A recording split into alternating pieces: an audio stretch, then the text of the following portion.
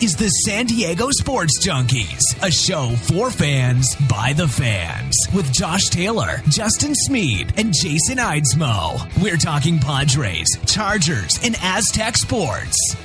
Gotta hit it to the right place. And he hits it out to center. Right center. Blackmon's got a long way to go. He's still going. Off the wall. And it is off the wall. It takes a funny hop.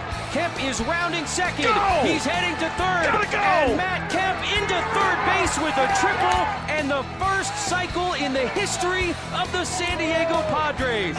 He will hand it off. Tomlinson plows his way towards the goal line. LaDainian Tomlinson, one step closer to football immortality. Tomlinson has tied the single-season record.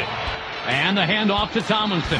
Left side, and he will gallop into the end zone. Charger fans are witnesses to history. Pope thought about it. Now steps up. And the freshman hits the jumper at the buzzer. Well, this kid is some prospect. Big time length, big time game. Pope straight away three. Count it. Malik Pope. Pope off glass and good. On the other end, Joel doesn't miss that one. Shepard alley-oop to Pope. He got up there. Oh, wow. It's time to let your voice be heard.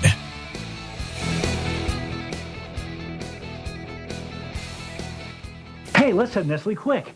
Dad, quick's out. We switched to Ritz Chocolate Ovaltine. Why? Ovaltine's better for you. It has vitamins and minerals. Quick doesn't. And it tastes great. It is great. More Ovaltine, please. More Ovaltine, please. It is Sunday morning. It's 9 o'clock. That means it's time for the San Diego Sports Junkies pregame show. I'm Jason Eidsmoe. Sitting here alongside me via Skype, Justin Smead. How's it going, Justin? Good, buddy. How are you? Great. Also joining the show, who's been a Sunday morning regular for us this season. We really appreciate it. We got David Drogmeyer from the San Diego Sports Domination podcast. David, how you doing, man? Hey, good morning, boys. Hopefully the Chargers had their Ovaltine this morning. Yes. Yes, and if not, we need to all go buy some industrial-sized cans, and you know who else is going to need to, and that's going to be Mike McCoy, because from everything I'm reading, his time is ticking. It looks like these next two games against the Raiders and against the Broncos, which are going to be a couple tough ones to win, are going to mean a lot towards whether or not he ends up making this keeping as the head coach. Before we move on to other things with this game and stuff, David, first do you agree with that? Do you think that these two games are going to be real important in his whether or not he stays with San Diego?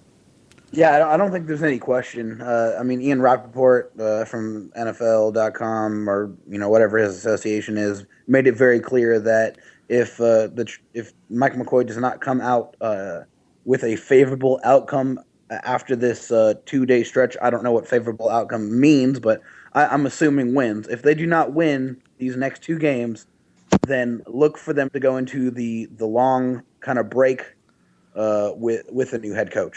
I feel like this is a critical stretch because look at this, boys. If they go in there and they win these next two games, they're right back into the thick of things. They picked up two in-division victories that they haven't done, because they're 0-9 in their division. So if they get this done, then Mike McCoy stays. If not, definitely expect to see him back in his bags because he'll be gone. What do you think, Justin? You think that these two games are that important for him? Yeah, no, this has been kind of brewing. It should have been brewing a long time ago. When you go 0-9 in division play, you can't win the division. You can't go to the playoffs playing that poorly of football. Your head has to be on the guillotine there. At some point, Mike McCoy has to take the fall for this. It's his team. It's his responsibility.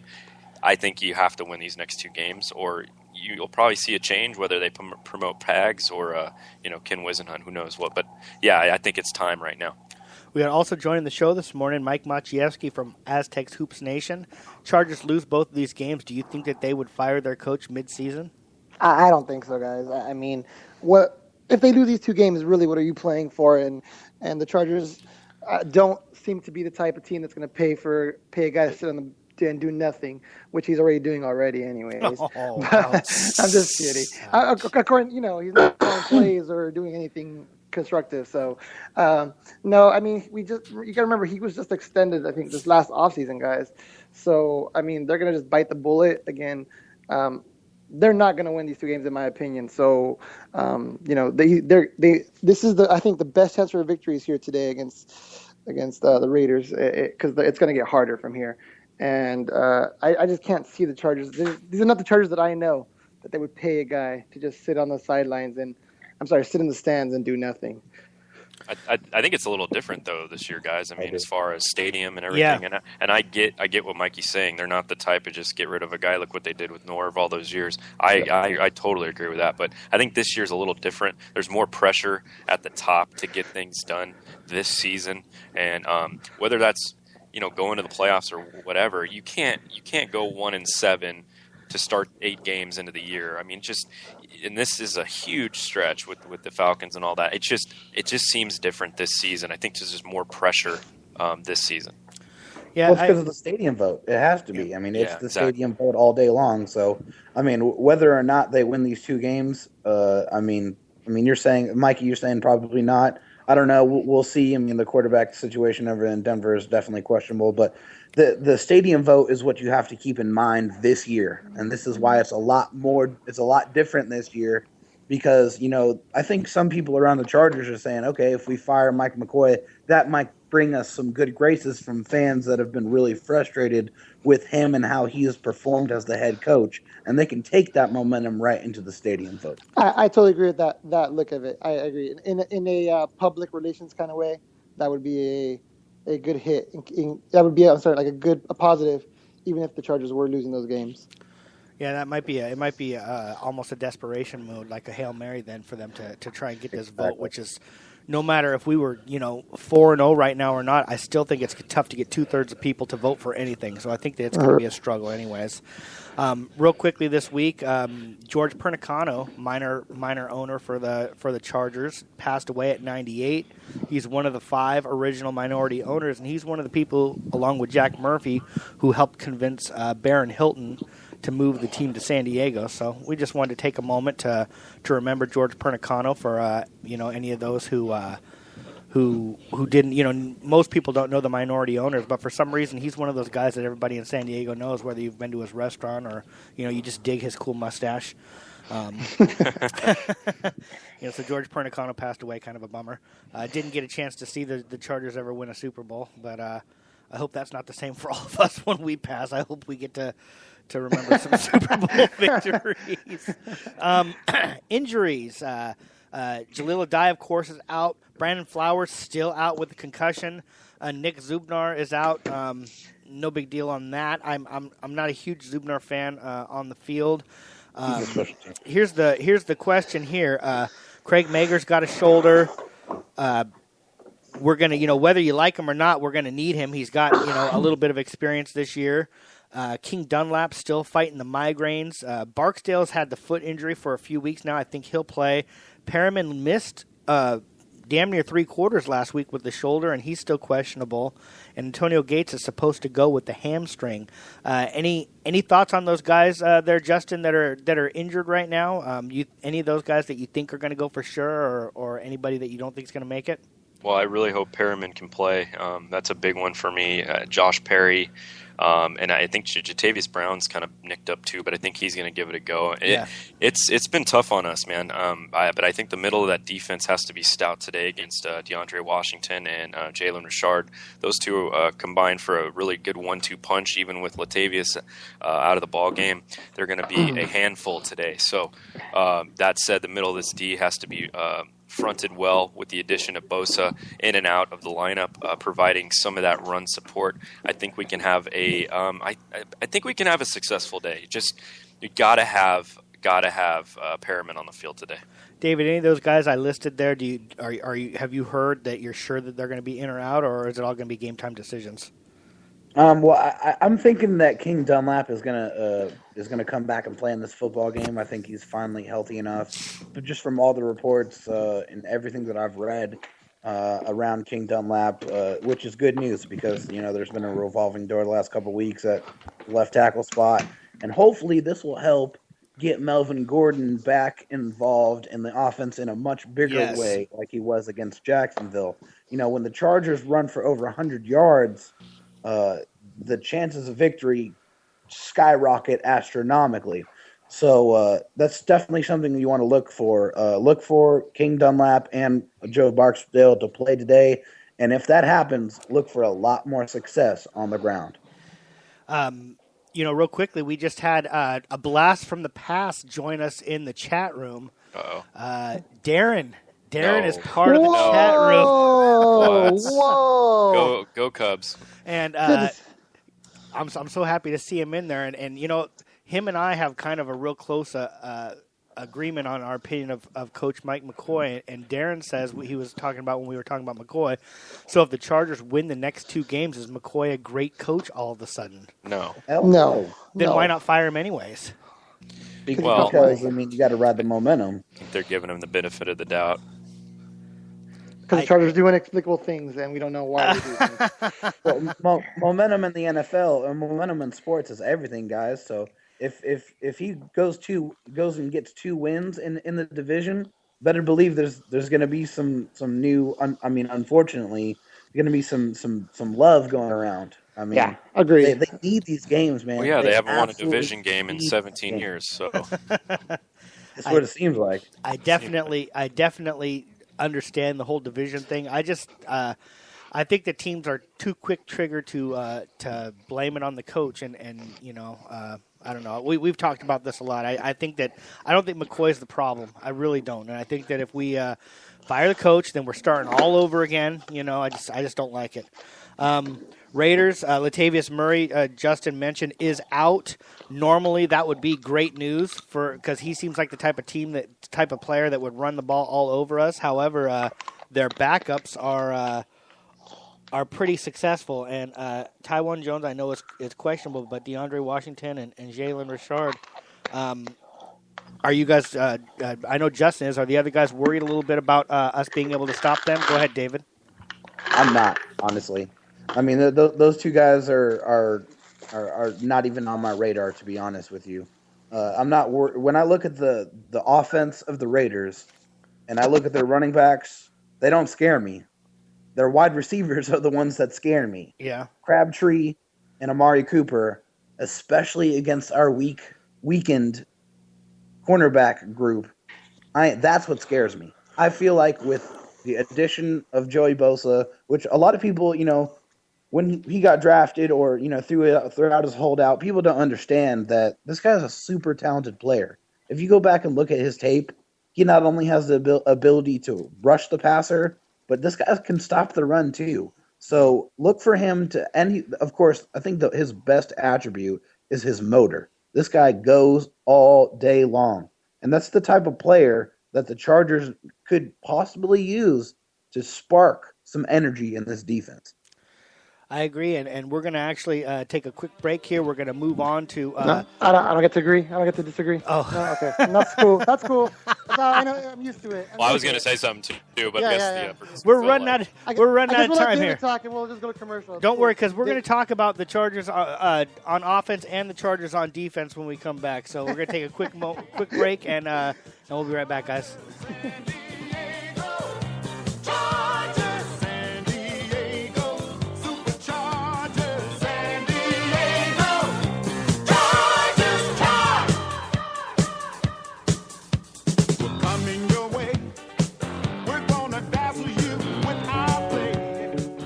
Calling all podcasters. Have you ever wanted your voice to be heard? Do you need help expanding your audience? Are you curious just how far your show could reach? Well, look no further. We are New Media Radio Network, the premier podcast streaming network. Let us take your show to the next level. For more information, check out our website, www.newmediaradio.net.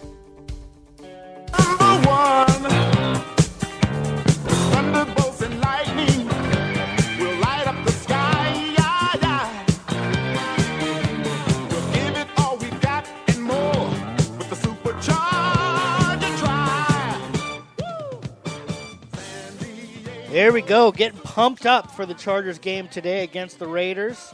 We're going to talk about Chargers when they're on offense. I know David got a little chance to talk about Khalil Mack, and we're going to all weigh in on what Khalil Mack means to the Raiders defense. I got a few keys to the Chargers, and the first, of course, is the easiest one, and it's the one that we say every week. We got to run the ball.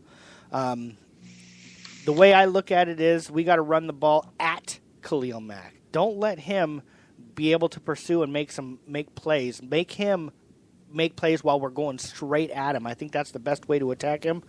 We can't let Dan Williams and Justin Ellis occupy too many linemen.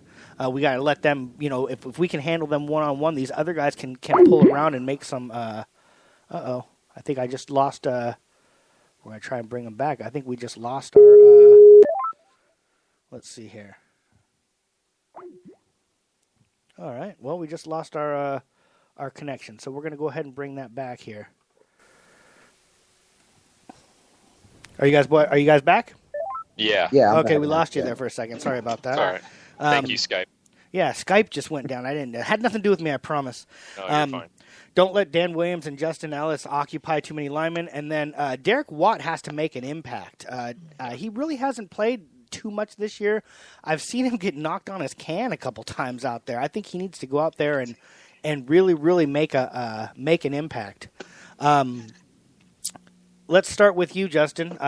Running the ball with running the ball. Do you think they need to be running the ball at Khalil Mack, or do you think that's do you think they can be successful doing that, or what do they need to do to neutralize him? Well, I mean, David alluded to it earlier. I mean, and it kind of stating the obvious. If you run the ball and you get 100 yards, your chances of winning a football game go up tremendously.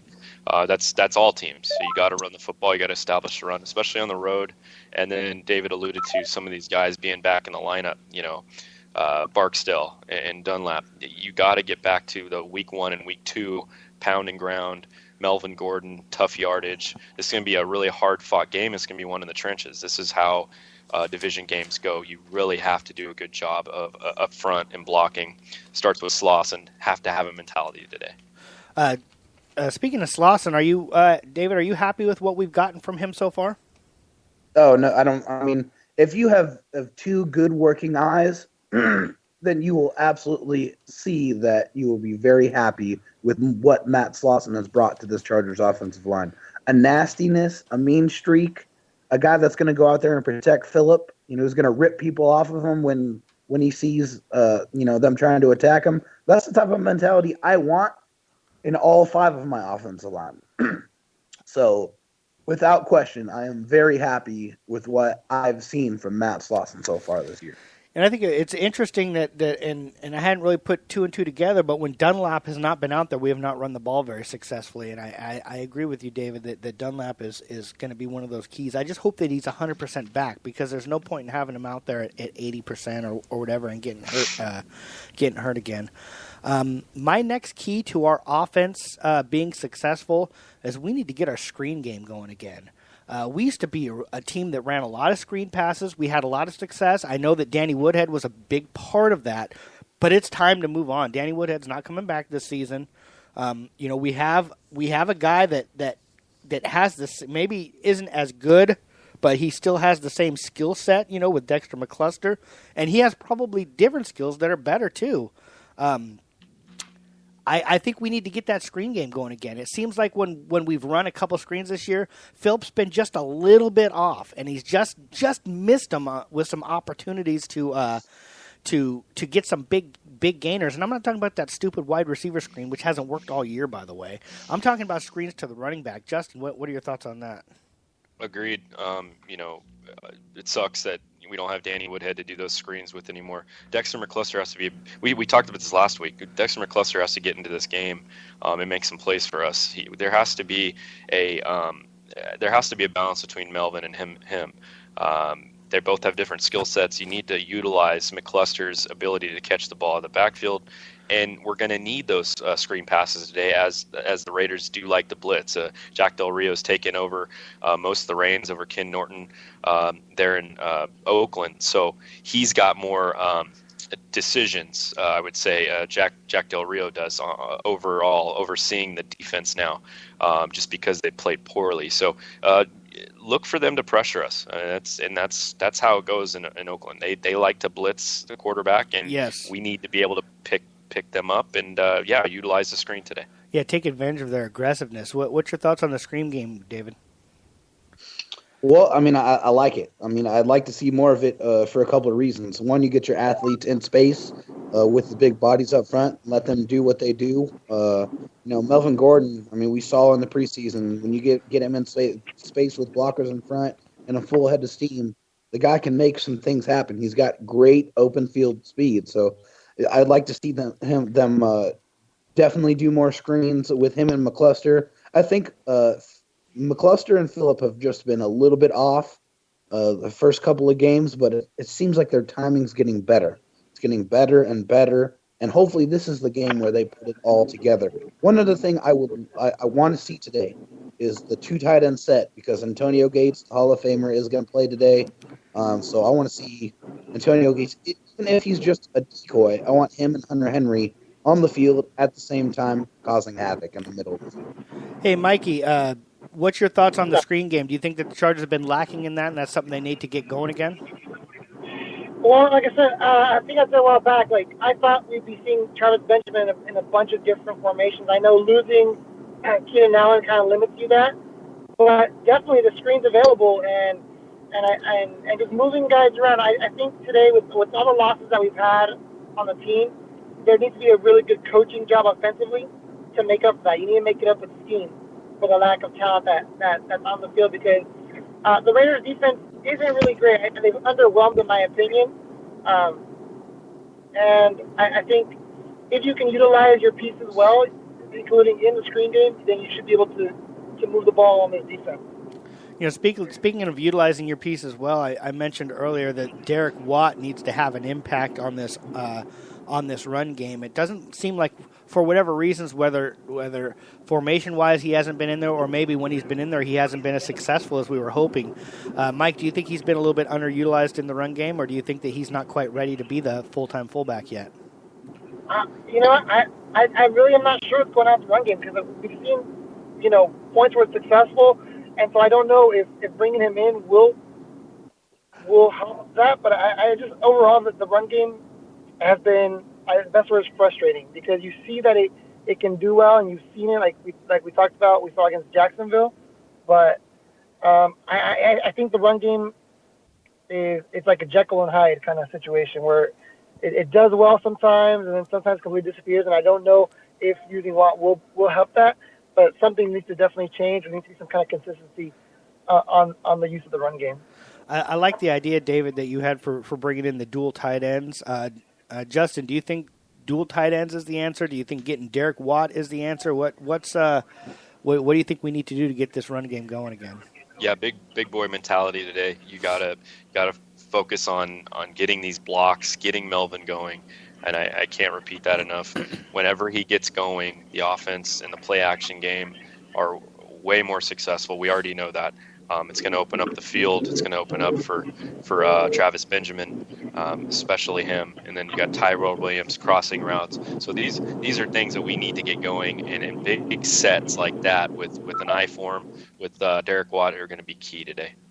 I agree. And David, Mikey mentioned that they're not really using Travis Benjamin the way that he thought they would, and a lot of that is because we've lost some wide receiver depth. But do you think that they should get Travis Benjamin involved in some more, maybe lining him up in the backfield a little bit, running some more, not necessarily wide receiver screens, but maybe run some screens over the middle, maybe even handing him the ball a little bit? Do you think that that they could do more of that, or do you think that he's using up most of his time being the number one wide receiver right now?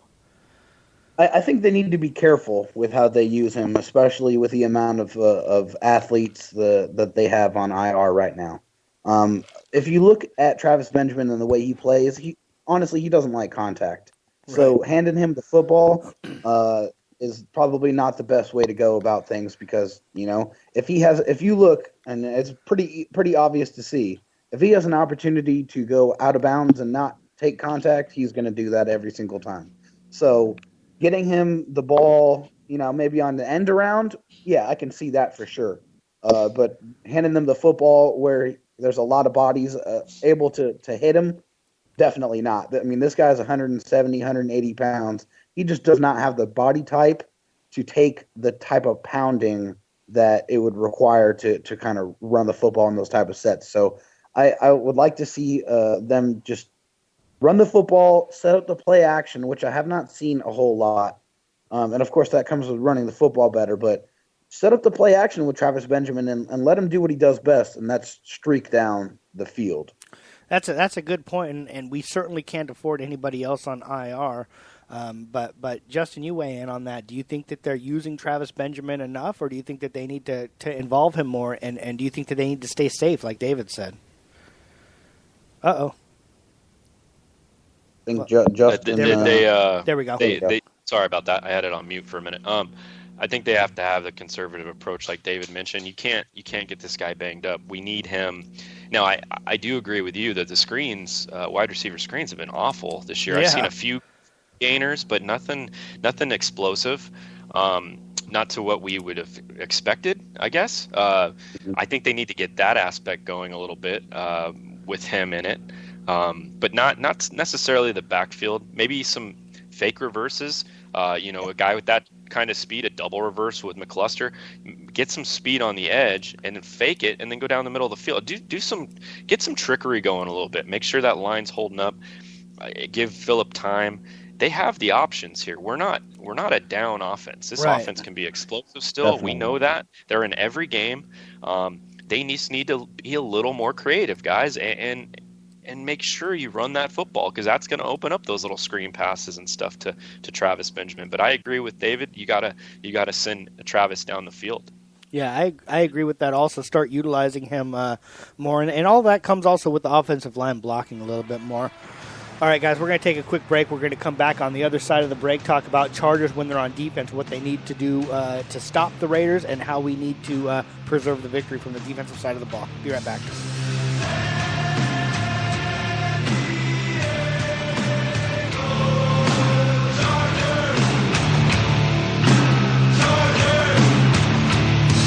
The West Coast is back, better respect the name. It's the San Diego Chargers, feel the lightning bang. Kill the hype, we reign as we running this game. You need help with your business project that is due? Maybe you need business cards to help your business stand out. We at San Diego Sports Junkies got you covered. SK Digital Imaging can do it all. Give our buddy Sean K a call, 858-408-0732. SK Digital Imaging.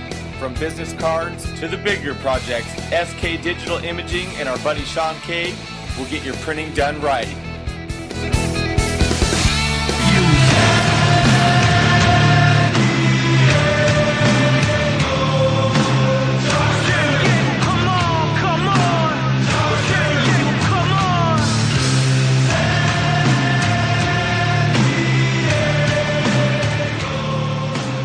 All right, we are back. We're ready to talk about Chargers when the Chargers are on defense and the Raiders have the ball, what we need to do to preserve victory.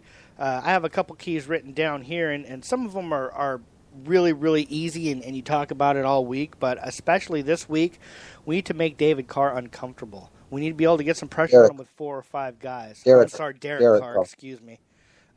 We need to make David's younger brother uncomfortable. Exactly. We need to get pressure on him. We need to be able to get pressure on him with 4, maybe 5 guys.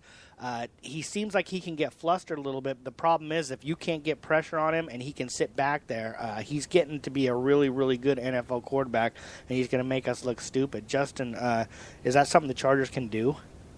It's going to be tough, guys. I mean, Bosa helps today. That's going to help a little bit. But, this guy's only been sacked twice all season, guys. So the up front for Oakland is a stout line, and he's just like a Tom Brady back there. I'm not comparing him in skill set to Tom Brady or or Hall of Fame credentials, but as far as getting rid of the football, he has those types of attributes. So going to be very tough.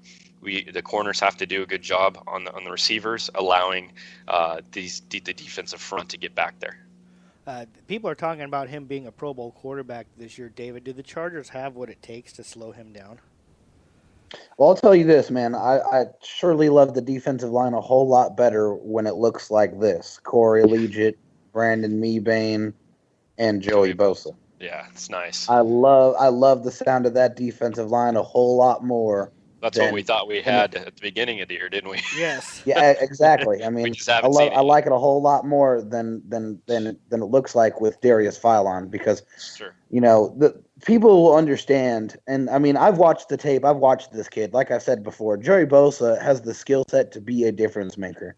So when you guys see when fans out there see this guy play, they're going to understand this guy's got crazy, crazy talent, and he has the ability to come in and make a difference. And I hope to see at least one impact play from Mr. Bosa today. Yeah, we've been waiting a long time. It would be nice. Now, do people need to temper their expectations? I mean, people are going to be expecting to see a sack on every single play.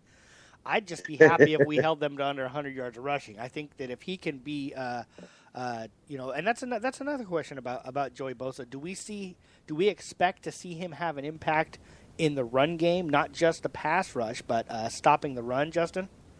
Yes, tremendously. When you watch, and like I said, I'm no expert, but when I watch YouTube, this is just me as a fan watching YouTube highlights and him shedding blocks at Ohio State, he was very disruptive. He'd take on a tackle, throw him to the side with his agility, and get into the backfield, wrap up with the legs or whatever. He just always found the football. So his instincts as a football player, he's the 3rd overall pick for a reason, guys. This is going to help tremendously. I just hope he doesn't overdo it today, and strain something like that. That's my biggest fear. But as far as potential, yes, he needs to be immediately impacted because this defense really needs him to step up with all the injuries.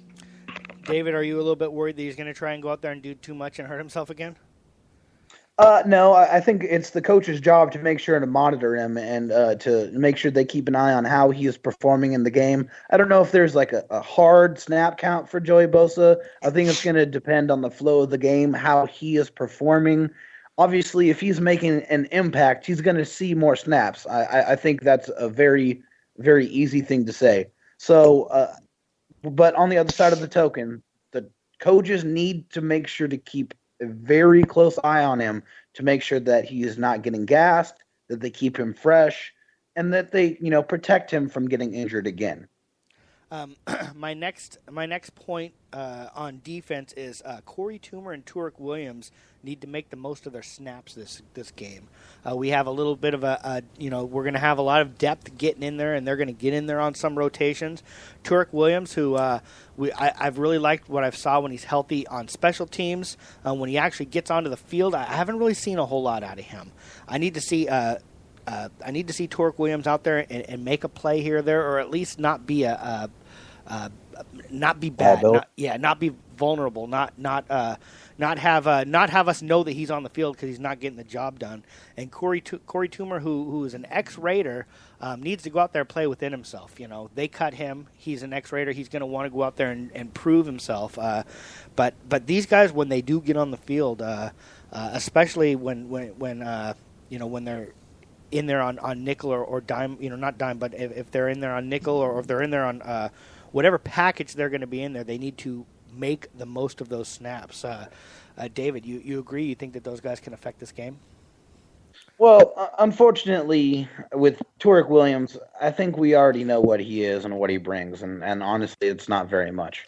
He hasn't been on the field, with his time during his tenure with the Chargers.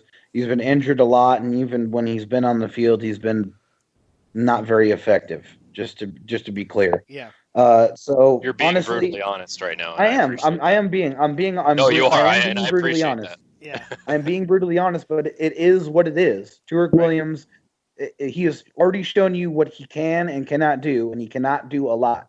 So don't expect Turek Williams to go out there and set the world on fire just because he just doesn't have the skill set to do that. Now, Corey Toomer, there might be some aspirations or some inspiration to go out there and hit, Derek Carr and, put him on the ground. But I like what you said about playing within himself. Go out there and just do what he knows he can do and not any more than that. Because when you try to do more than what you can, that's when you get in trouble. Yeah, exactly. Justin, you agree with that? You think that, bringing an ex-Raider who got cut onto the team, that could be really good for us, but he could go out there and try and do too much.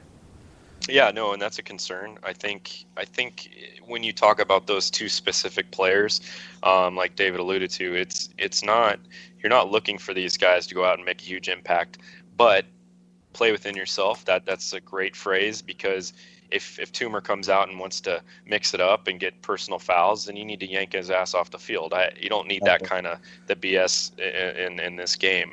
You don't come in and make an impact that way. So, and as far as Torque Williams goes, I think we know what he is, and like David said, I just think he needs to play solid football, whether it's special teams and, like you said, nickel and dime packaging. Unfortunately, it's gotten to this point where we have to kind of rely on Torque Williams, with the injuries and us being banged up. I like Torque Williams more on special teams. I think he can be a contributor there, and I've seen him make plays on special teams. So seems to always find the football. But as far as being in a regular defensive package, he's got some work to do, but he can't do anything out of his comfort zone. To stay where you're supposed to stay, make the plays you're supposed to make, and if we don't hear your name, that's a good thing. I agree, and if he just do his job, that's it. Not do your job. Bill Belichick. Do your job. Exactly, and I hate that guy too, but he's so right. I do too. He's great though. My next point is the DBs need to communicate. We kind of had a discussion a few weeks ago who was the leader back there, and I was saying I think Dwight Lowery needs to be the leader. Everybody else was saying that Jason Verrett was the leader. Well, Jason Verrett's gone. It is time for Dwight Lowery to take over. He's the veteran back there. I know that not everybody was so excited when he first signed here, and we thought that maybe he's just going to be kind of holding the place till we get somebody better. Bottom line is he's really the only guy left in our secondary from the beginning of the season. We're going to have Hayward and probably Mager starting. Pierre Desir, Steve Williams, and Trevor Williams, who just got brought up, are all going to be seeing time, and they're going to be backing up. And Mager's playing with a shoulder injury as well. The DBs need to communicate. This Raider offense, they can throw the ball. They got a couple really good wide receivers. Whether you like them or not, they got a quarterback who is having a Pro Bowl season so far. I'm downright terrified right now. One of the strong points of our team was our DBs, and we've lost 3 of our 4 starting defensive backs. I've been talking a lot about Mager this season, but there's no part of me that wanted to see him starting that yet. No way. Justin, what's the keys to our DBs having a successful day? Not getting burned. This is a prolific offense, guys, and we're going to have to take. Yeah, well, that's easier said than done with the Amari Cooper and my Crabtree.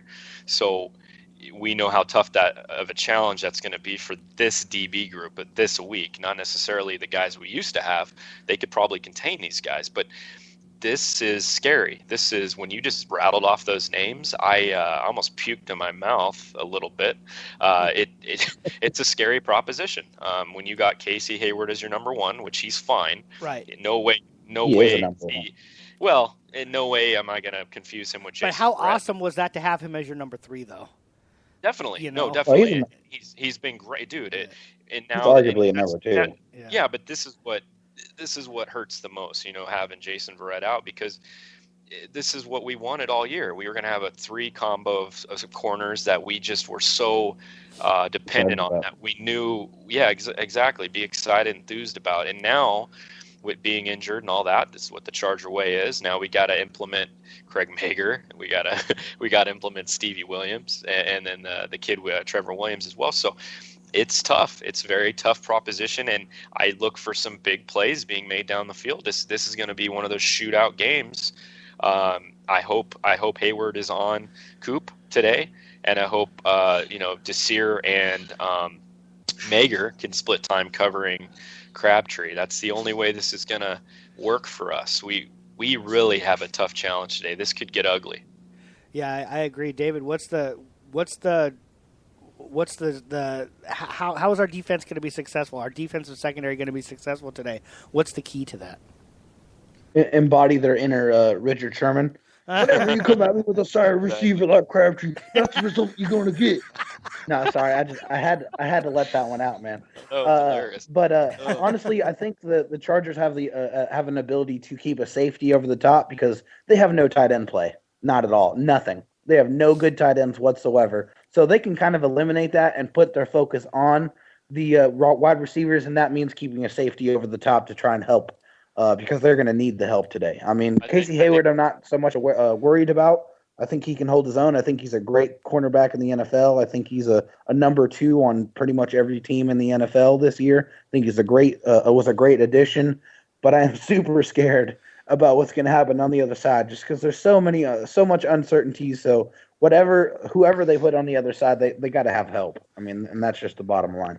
And that's that's kind of where I think that.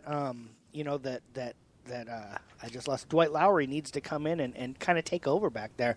Whether you like him or whether you think he sucks, whether you think whatever, he's the veteran back there, and he's got I know. And how sad is that? How much of a bummer is that? But the bottom line is he's an NFL player and he's getting paid. He needs to take over, and he needs to make sure everybody's. No, he hasn't been terrible. You're right. He hasn't been okay, but he hasn't been great. Right. He hasn't been great. I don't even want to say he's been good. But he hasn't been okay. He hasn't been horrible. But he needs to be really good today. If our secondary is gonna step up, and I like what you said about the tight ends, and there's no excuse for them to have a big game from their tight ends today. Well, watch Clive Walford. He's going to go for 3 touchdowns and 200 yards receiving. Watch this crap. If their tight ends, if their tight ends have a big game today, we are in big trouble. Yeah. That's what I'm saying. If we focus too much on these, if we focus too much on these wideouts and they don't cover the middle of the field, that's why I said it's so key for Perriman to be out there and Jatavius, because they've got the speed in coverage. I know Perriman's his coverage skills aren't the best, but he has the speed to keep up with a tight end, and Jatavius does as well. So I mean, having those two guys as your cogs in the middle have to be key today, and like you said, if the tight ends have a big day, we're screwed, man. Yeah, I agree. Moving back to the defensive line, just a fun little prediction here. We know Joey Bosa's playing. Is Joey Bosa on the field for the very first defensive snap, or do you think that Darius Philon starts? What do you think, Justin? No, he doesn't. You think it's Bosa? Joey Bosa time, baby. What do you think? Get David? His ass out there. Honestly, I don't think he's going to start. I don't either. I don't see it. I think you just because he's missed so many games. As much as I'd love to see him out there every single play, I have to be realistic. I mean, they're going to bring him in obvious passing downs, and I think they might give him a shot to stop the run. And after they see he can do that, they'll give him more opportunities. Like I said before, with Joey Bosa today, it's all about how the feel of the game and how he's doing. As far as how many snaps he's going to get. If he plays well, he's going to see more snaps. If he is not playing well, then they're going to get him out of there. Did he practice all week? Yes, he did. Yes, he did. Yes. Get his fucking ass out there. Excuse my French. I don't care. It's like driving a Porsche or a Miata. Put the damn Porsche on the field and get the fucking quarterback. Hit his ass today. I want to see knockout punches today. I don't care. I just want some enthusiasm on this defense, because we've seen it from Mebane in flashes, and we've seen it from Legit. If you get these 3 synced up, and it's going to take a while, I know that. It's not going to just happen the first series. Get his ass out there and use his ass. I don't care if his mom's watching or his brother's watching or his daddy's watching, and they're telling him to be careful. Get his ass out there. Hit the damn quarterback. So SoCal Trav has a standing bet in the chat room saying he's got $10, says that he starts. Hal is saying that McCoy is cautious. He won't play very much, let alone start. I'm not quite on board with that, but I do agree with David. I think that he won't start. I think that Justin thinks he'll start. I don't think he will start, but I think that he will play more than Darius Philon. I think that he'll actually get more snaps than Philon, but I think that they're going to thinking, I don't know, maybe just the fact that Philon's been there all year, they're going to have him start still, and I think that they're going to make Bosa earn that starting position with game time. Ultimately, I agree with David in the sense that the more he's successful out there, the more that he does, the more time he will get out there, and I think he'll ultimately end up with more snaps. We're going to take our last break here. We're going to come back with predictions. It's prediction time. We're going to do something a little bit different with predictions this week. We'll see how that goes. We need to mix something up. We need to change the game, and we're going to do that on the other side.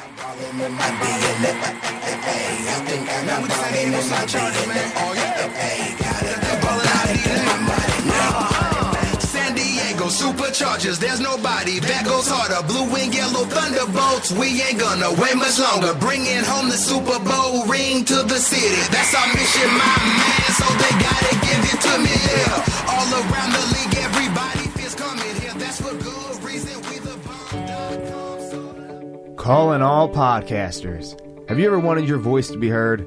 Do you need help expanding your audience? Are you curious just how far your show could reach?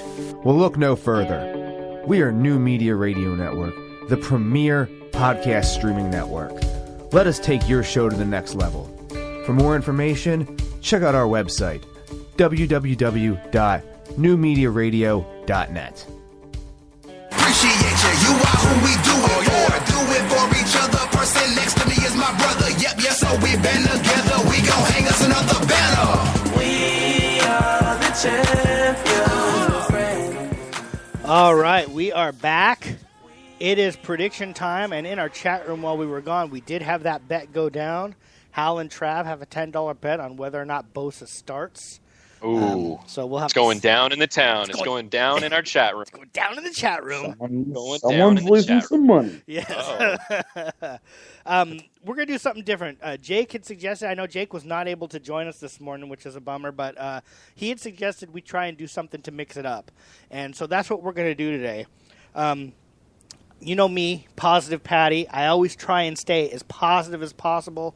I always predict the Chargers to win. I always think everybody's going to have a good game. But here's what we're going to do. We're going to predict the score for today. And then, if the Chargers are to lose, we need to pick a GOAT. Who's the reason why the Chargers lost? And then we're going to predict who we're going to lose for the season to injury. Terrible things to do. If you believe in karma, you might want to tune out. But we need to reverse the trend, my friend. We need to reverse the trend. Exactly. And I don't believe in karma. I don't believe any of that stuff, and I'm still trying this just because it can't hurt. Why not? I'll go ahead and start us off here. I got the Chargers losing 17-27. I think that'll be the first time in how many years have we been doing this show that I don't think you've ever picked them to lose. Yeah, they've been undefeated in your eyes. In for my 17. eyes, they've been undefeated. Yeah. I got the Chargers losing 17-27. My GOAT is the new old guy, Stevie Williams, giving up 100 yards passing and 2 touchdowns. And lost to injury for the season today. Why not? Casey Hayward. We need to lose another guy from our secondary. And if somehow I'm wrong, Tyrell Williams will have 100 yards receiving and 2 touchdowns. If we end up winning. Justin, go. Yeah, I'm going to pick a Charger victory today because, I've been actually pretty good on my predictions recently. I haven't been always correct, but as far as points go, I've been pretty close each week. So yes. I'm going to go 31-28. Chargers and Josh Lambo get the field goal. They get out of Oakland, the black hole, with a victory. I'll be positive in that sense. The guy that is going to be out for the year, we're going to lose our key cog in the middle, because why not? Brandon Mebane will have another torn ACL. Okay. And unfortunately, and that sucks. Tyrell Williams will be the guy that F's this game up for us. He'll fumble 3 times, one going into the end zone. He'll lose a couple fumbles, and that's just how that's going to be. And what's the other one? And then you said if everything goes right, who's going to be the guy that makes everything go right if we end up happening to win?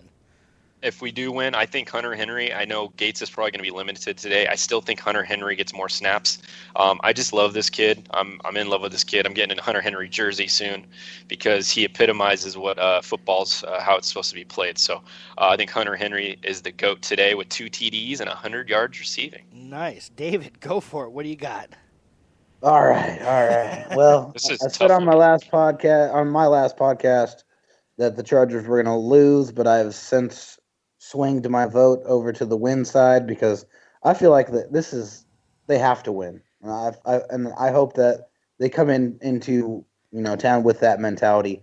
I think it's going to be a high-scoring ball game, folks. I mean, just a couple of mediocre to bad defenses, but I'm going to go 35-28 Chargers victory, and we're going to lose long snapper Mike Windex to injury, and he is going to be gone for the season. And, of course, if things go wrong, the person to blame is El Capitan Phillip Rivers. Obviously, he threw 5 interceptions today. Nice. Yeah, I mean, you're a terrible person. Yeah, I know. I mean, it's so bad. But if things go well, the person to attribute that to is going to be Melvin Gordon. He's going to go over 150 yards receiving, 150 yards rushing, and two touchdowns. Nice. My fantasy. That makes me happy. Nice. SoCal Trav, the mayor has the Raiders 38, the Chargers 24. Bosa is going to go out for the season with an ACL tear. And and Dwight Lowry will get burned deep for 6 touchdowns. Hal has Bosa out for the season also. And if things go well, SoCal Trav has Inman with 2 touchdowns. Larry Joe has the Chargers win 35-24. He says, I don't know how. I just hate the Raiders. Even if I know everything points to the Raiders winning, I could never admit that. I agree, Larry. That was very tough for me to choose the Chargers to lose. But we got to mix things up. We got to try something different. We have a team that's actually has not been beaten at all this year. We've lost 3 games, and we still haven't been beaten. I think that we need to go out and we need to go out and we need to treat them like we treated the Jacksonville Jaguars after that loss. And like a doormat. Yes, we just need to pound them and pound them. We need to go into the fourth quarter with a 3-touchdown lead and exit the fourth quarter with a 5-touchdown lead. Anything else to add, Justin, before we go? Yeah, I just got up from the table and I tore my ACL, so I'm not feeling so good. So out for the season. I'm going to be out for a while, guys. I don't think I'll be able to do the show. Nice. And for those of you listening, of course, David Drogmeyer, he hosts a podcast. He hosts the San Diego Sports Domination podcast. They do a Padres and Aztecs and, of course, a Chargers podcast. So I want to thank you for being part of our show this season so far every Sunday and thanks, contributing David. On Wednesday. Thanks a lot, David. Oh, man, I love it, guys. I mean, I live and breathe San Diego sports all day long. Twice on Sunday, 365 days a year. I love this stuff. So, I mean, I'll do it in my sleep. I mean, it's been a pleasure to do this with you guys. But my final thoughts here is just show me some fucking intensity. There we go. Come on. Something. Bring it. Go out there. This is the Raiders. This is the AFC West. Go out there and smash them in the mouth. Knock somebody out. Yes. That's what I want to see today. Go out there and knock somebody out. That's it. Bosa. There's nothing to add after that. I agree completely with you, David.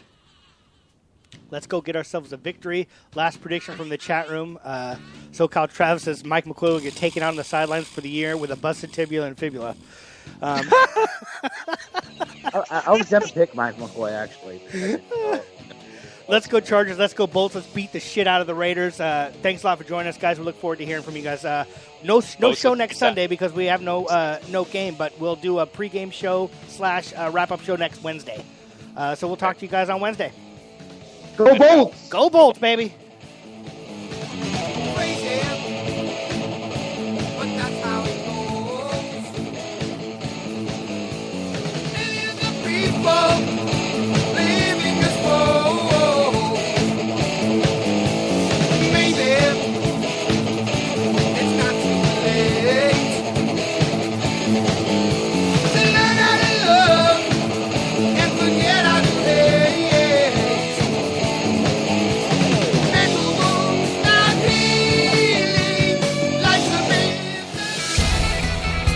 Thank you for listening to the San Diego Sports Junkies, a show for fans by the fans. Brought to you by Cali Comfort, home of the low and slow barbecue, and SK Digital Imaging with Josh Taylor, Justin Smead, Jason Eidsmoe, and Mike Maciejewski. Subscribe to us on iHeartRadio, on Spreaker, and on iTunes. Visit SanDiegoSportsJunkies.com for all your Chargers, Padres, and Aztecs news.